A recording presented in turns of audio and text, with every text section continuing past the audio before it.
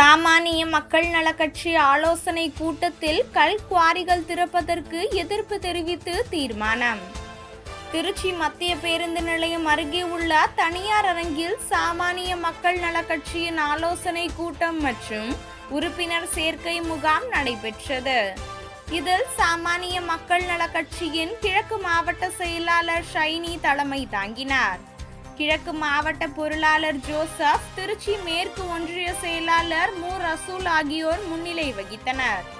கூட்டத்தில் சாமானிய மக்கள் நல கட்சியின் பொதுச் செயலாளர் ப. குணசேகரன் கலந்து கொண்டு கட்சியின் நோக்கங்கள், குறிக்கோள்கள் என்னென்ன என்பதையும் விளக்கி கூறினார். தொடர்ந்து புதிதாக கட்சியில் இணைந்தவர்களுக்கு வாழ்த்து தெரிவித்து உறுப்பினர் படிவம் வழங்கினார். கூட்டத்தில் தீர்மானமாக புதிதாக திறக்கப்பட உள்ள 13 குவாரிகளை திறக்கக்கூடாது என தீர்மானம் நிறைவேற்றப்பட்டது. மேலும் சாயப்பட்டறை கழிவு நீர்கள் காவிரி ஆற்றில் கலப்பதற்கு எதிராக எதிர்ப்பு தெரிவித்தும் தீர்மானங்கள் நிறைவேற்றப்பட்டன.